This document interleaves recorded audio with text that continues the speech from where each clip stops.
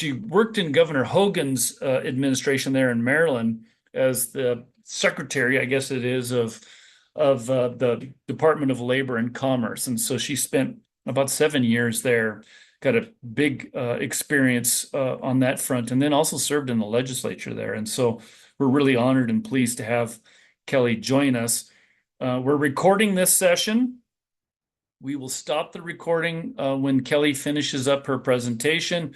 Then we'll open it up for Q&A, so you don't have to worry about your questions being recorded, and we can have a conversation about some questions that you might have that Kelly's going to be able to present to us here today. We've done a whole series of these. We're going to continue this as more issues crop up, that we try to fill in some of the gaps. We've done some data center webinars around water and energy use. We did one on construction. We did one on permitting. Those are all recorded. You're welcome to look at any one of those on our chamber website or on our YouTube channel. And we encourage you to look at those and share them. And we're going to line up a few others here before we get into summer. And we may even pick this up through the summer months, even though people in Montana, we all have a tendency to be a little distracted with summers. But there's a lot to talk about in these issues. And so, again, welcome, Kelly. We're enjoying some early spring here in Montana, and I hope you are there in Maryland as well. And so I'll turn the floor over to you.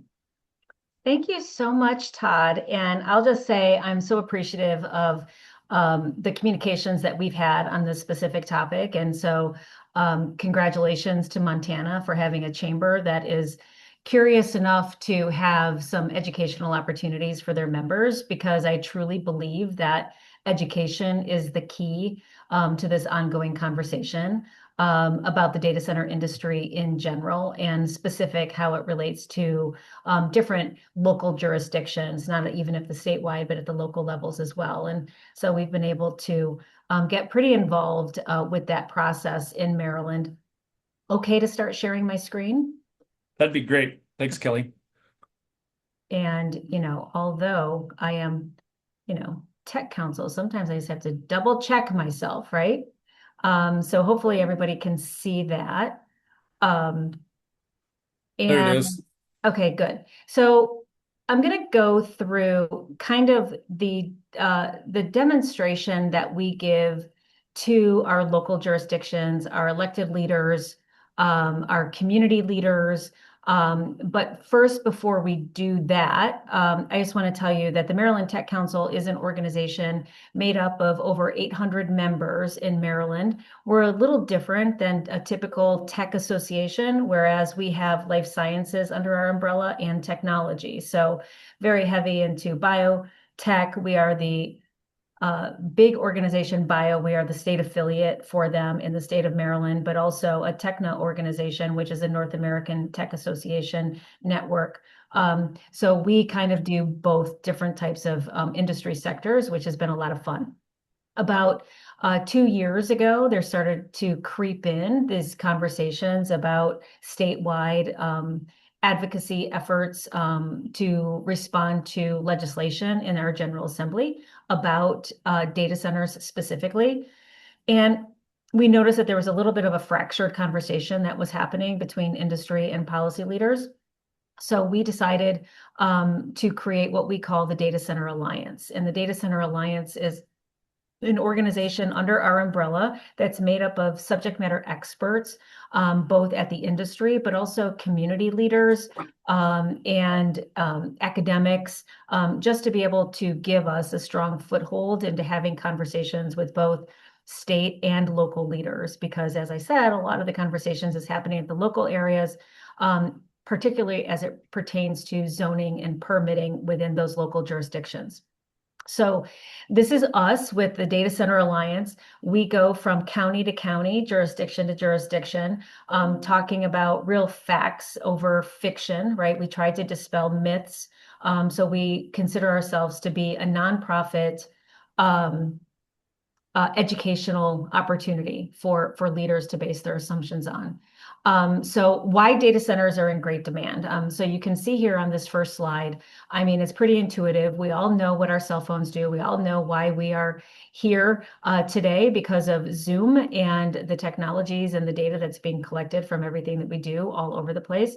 But you will see on this chart, which I think is very noteworthy, people assume that data centers are needed specifically for AI usage. And you'll see as we progress out into 2030, yes, there is a growth and a need for AI capacity as it relates to compute, but the non-AI related capacity, the compute is also growing at an even faster rate.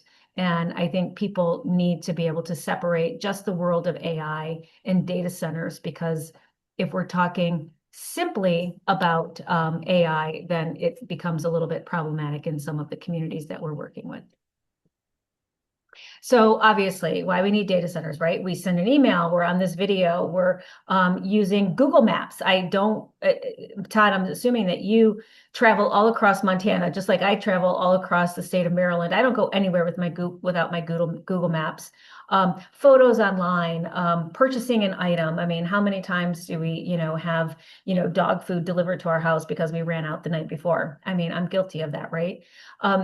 But those are the conveniences, but there's also the real support level with specific industries. We have a testimony from somebody in that is a CEO of a very large public associated nonprofit organization who tells us great testimony about his son being a diabetic, and how that child is connected through all of these different data resources to be able to manage the levels and the treatment and the therapeutics of his child, and what that can do. So precision medicine is a really great example of the need for data centers.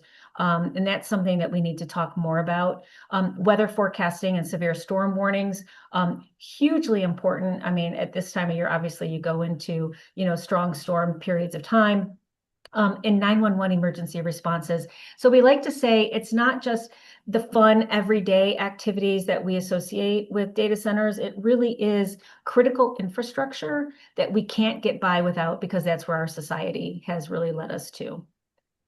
So the economic advantages of an average size data center. So we have done, I think, 6 economic impact studies through the Maryland Tech Council, both on very specific projects that are happening across the state, but also on a generic level. So here we're talking about an average size data center, say 800,000 square feet. This is the economic impact that we can tell for that average size center. 5,000 direct and indirect jobs, and we can talk about the jobs if we want in Q&A. The economic activity statewide, $775 million of economic activity. That's really not even including the tax revenues that could come from that. But of those 5,000 direct and indirect jobs, 500 of those jobs are permanent jobs supported upon operational status outside of construction within that 800,000 square foot facility. And that's not insignificant for states like Maryland, where we don't have a lot of business economic development coming to the state for a variety of reasons. So the tax revenues that are created, we kind of broke that down because some jurisdictions have specific needs, different than others. In Maryland right now, you should know that over the next 3 years, it's predicted that our state government will look at a $9.1 billion deficit in our state government over the course of the next 3 years cumulatively, which means there's less money going to the counties and the local jurisdictions.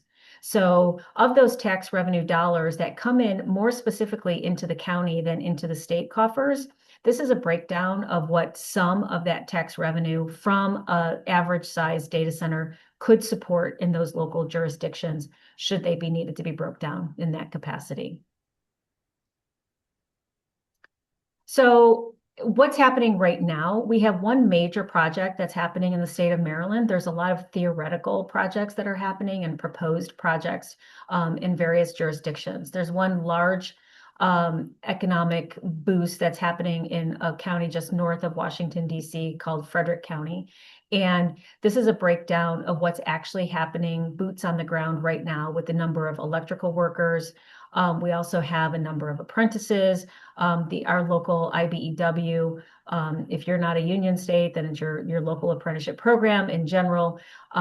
They were able to accept over several hundred more apprentices into their program just to satisfy this one project, which is the first time in the state that there's been a sizable project like this that has been able to work within the confines of the apprenticeship program, but also satisfy the industry needs and aspects of where they need to find additional talent.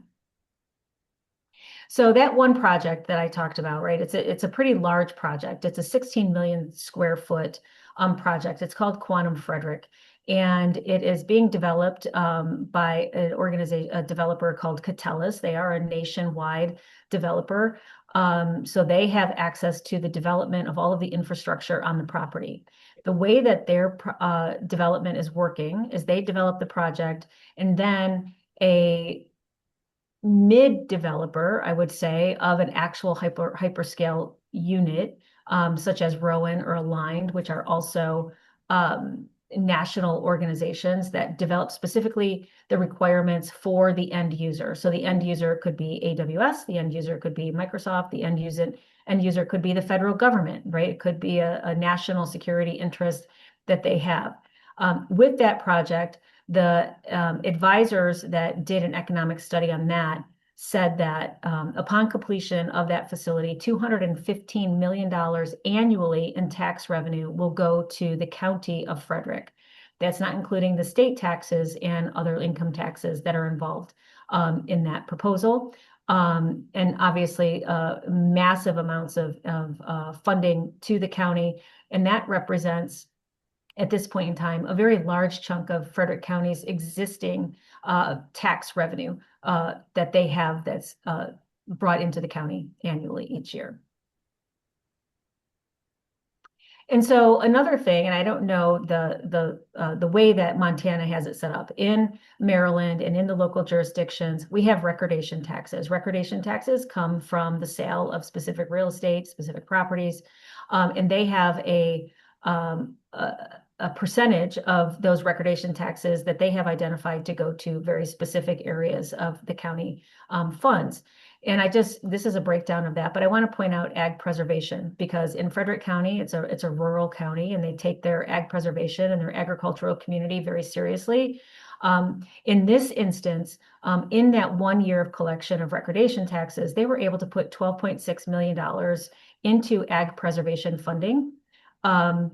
Whereas no other county in the state was able to do that because of cutbacks from the state government into the ag preservation statewide program. So Frederick County was able to put that money into ag preservation. And I'll just even say that Frederick County went one step further in their zoning ordinances and in their regulations. They have a demand for data center operators to pay for, or developers to pay for every 1 acre that's developed in the county. That developer will put 5 acres of ag preservation into the county. So they're responsible for that, and they take their ag preservation very seriously, as I know Montana probably does as well. So water issue is always an issue that we deal with, whatever project it is, whatever part of the state it is. And I know that I hear this from lots of other states that we work with and guiding them through this process as well. But by far, the innovative practices that are working most frequently are practices in order to be able to reduce or eliminate the amount of water that's being used through the cooling processes of the data centers.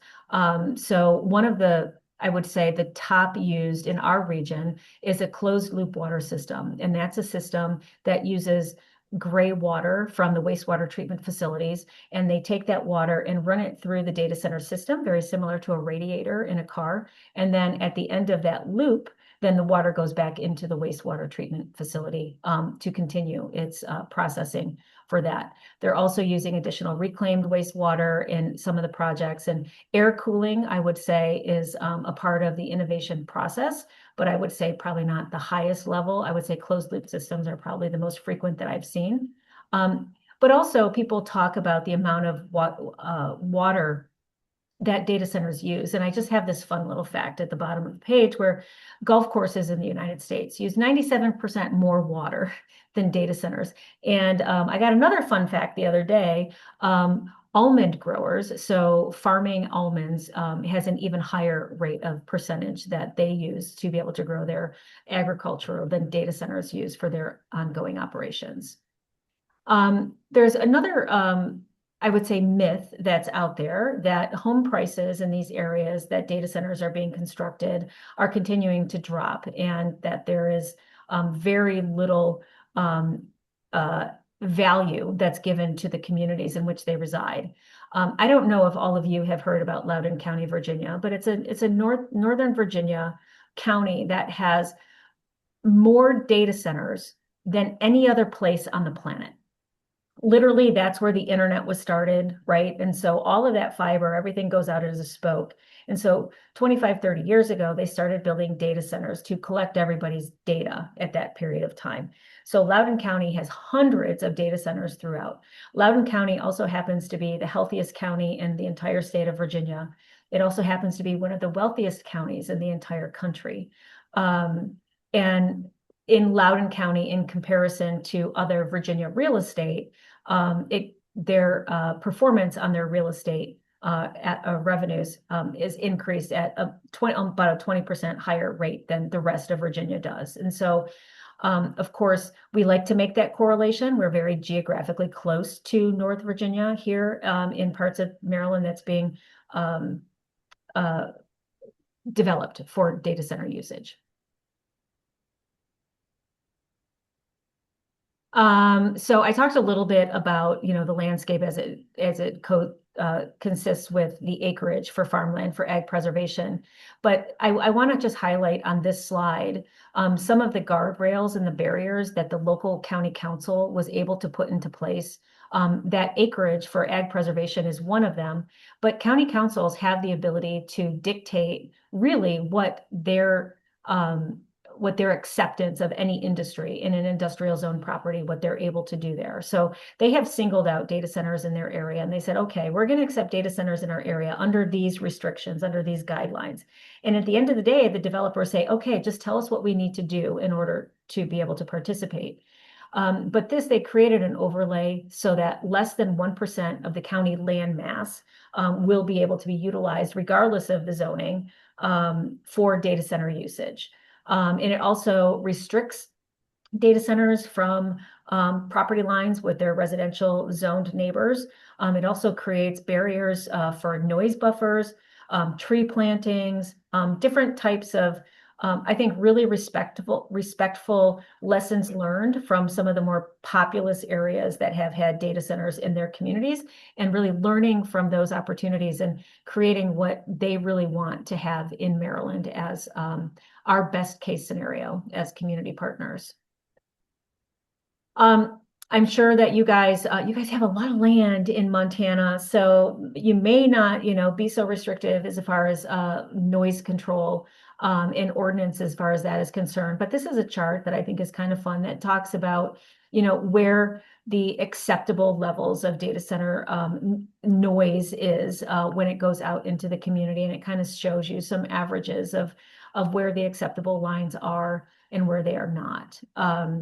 And this is, I think, very helpful when you talk to community members, because we can have this conversation like this and say this is louder than a typical data center would be, just the conversation that we're having right now.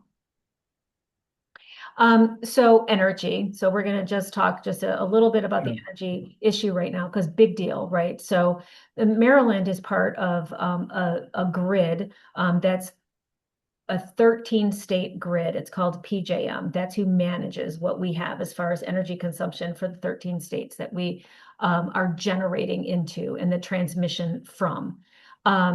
So there's always a question. Maryland is a we're not an energy producing state. So we are producing over 40% of our energy from out of state, which makes it more expensive in Maryland just in general, because we're not doing a lot of generation here. So people are constantly worried about what their electric bills are going to be. There's been a rise in electric costs in our region over the course of the last couple of years. People blame it on the data centers. We have to remind them that there has been no new data centers that have come on board in the last 2 years. So if there's an issue, it's not a data center, it's something else. And really it's about, generating the energy that we need for all of the other energy consumption that we have right now in our electrical grid that's handling that. But Maryland as a state did a couple of things.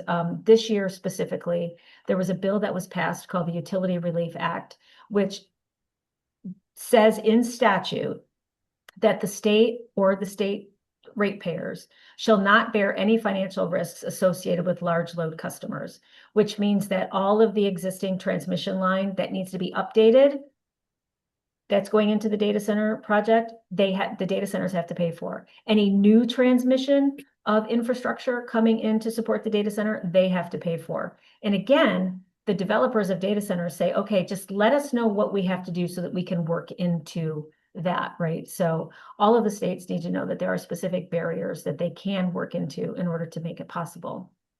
And as a matter of fact, there are several areas across the country that have talked about the existence of data centers and them coming onto the grids has lowered their electricity prices.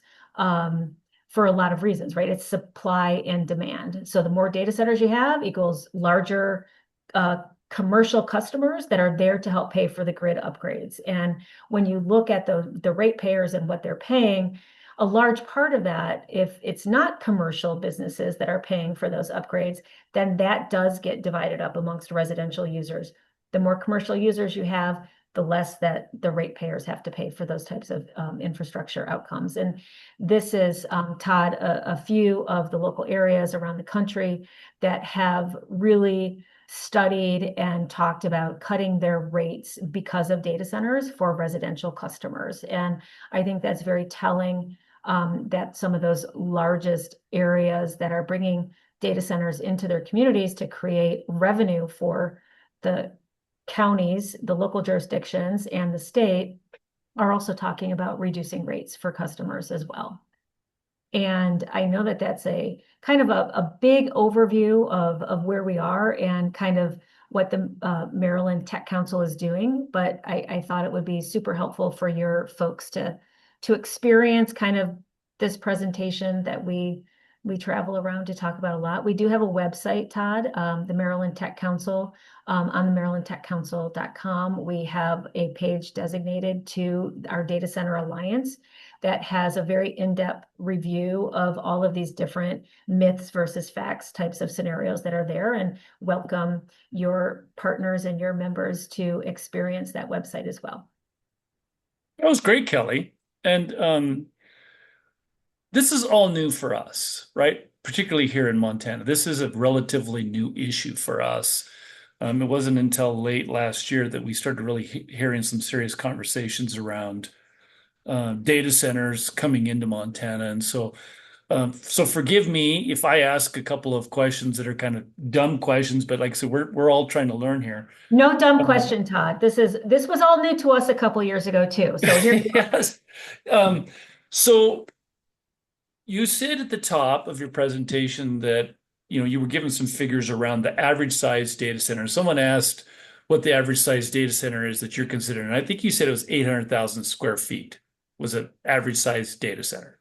Yeah, that's what we based our economic impact for. So that's an average size data center for, let's just say, a large load user. Okay. Right? And is that one building or is that two or three buildings? Like, try to give me an idea of what that sort of scale looks like. One building, 800,000 square feet, is really large. Or is that two or three different buildings? It could be multiple buildings. It could be multiple buildings. The structure that I was talking about, or the campus, the data center campus in the one county that I had spoken of, that's 2,500 acres, and there's over 30 parcels on that for specific data centers, for them to kind of design what their end user would need that use for. Do you have an estimate for how many data centers you have in Maryland? Yeah, so right now, I believe we have over between 40 and 50 Hmm. data centers in Maryland right now that have been operating for years without anybody knowing that they were there. Yeah. Right. So since this conversation has started, we haven't had a new data center in several years. And the last data center I think that was built for the federal government's purpose, um, specifically for the Social Security Administration. Um, and nobody thought twice about data centers up until 2 years ago. And I really think that that's because the end user is different, right? So now when they talk about hyperscale large load data users, they're talking about, they're assuming they're talking about Facebook or Meta or Amazon, right? And so I think that they're opposing the end user as much as they're opposing the generic use of data centers. I think that's where we are. Yeah. There's a difference here too, and I'm visiting with the CEO of a company here in Montana that has some data centers operating in Montana, right? I think that's been kind of one of the misconceptions out there as well, is that Montana doesn't have any data centers, and I think we've got something like 14 data centers operating in Montana. They're not the hyperscale that everybody's talking about, but we do have data centers that are operating in Montana, and there's different uses for different data centers, right? And I don't understand the difference between like these hyperscales versus like some of these smaller data centers that are actually operating in a state like Montana. We're going to have him come in and give us a little education on the difference between data centers. If you have any sort of insight on a difference in data centers that you would like to share, we'd be all ears because there is a difference in data centers. Yeah, well, there is, right? So people in this conversation automatically assume we're talking about the hyperscalers at this point in time, right? Those large load users that are out there. And that's actually kind of where the need is. But there's also a need for more of community-minded data centers. And those are the ones that are really kind of living amongst us right now. Whereas let's just say your local nonprofit needs to be able to store somewhere in the cloud and you're not contracting with AWS or somebody else, right? And so you're taking a piece and a share of that data center, right, for the amount of data that you want to store in that arena. And then there's everything that scales up from that. So I always like to remind people that, I mean, your members might not be as old as I am, Todd, but I remember a day where every single office building that I walked into, everybody had a data center. It was the Mm, closet on mm. that weird floor at the end of the hall that nobody really went into except all the nerdy, geeky people. And it was really cold in there, right? And so that was everybody's individual data center. So the difference now is that we've taken it out of every individual office complex, every building, every part of my facility here, right? And we've just kind of put them all together. I Right. would say created efficiencies when we can show that those efficiencies are there by not utilizing energy and products in order to be able to, manage everybody's individual data center. We sent it to the cloud, which happens Yep. to be the data center. Yep. It's very similar to the evolution that we saw with electricity when electricity was first introduced into the country. Everyone that had wired their building for electricity for light bulbs and this sort, like they had their own generation in their facility, and it was a noisy, polluting, messy sort of a system. And then they moved to more of a decentralized sort of, or more of a centralized sort That's of electricity generation sort of system, right? Rather than every major office building in downtown New York City having a diesel generator or something churning out the back door, right? We chose a different location and strung That's the right. electricity And I in. mean, the efficiencies can be like really legitimized, right? So in the last, say, 10 years, the level of compute, right, of what we do in the computation of data every day has risen over 550%. Right? That's a lot. Yeah. And we all know that because we're using these systems much more than we ever have before. But the level of electricity, of energy that has increased because of that has increased 6%. Now, Interesting. Yeah. And so do they need more energy? Yes. Yeah. Do they need the same amount of energy as comparable to all of us having them individualized in our closet? No. Yeah.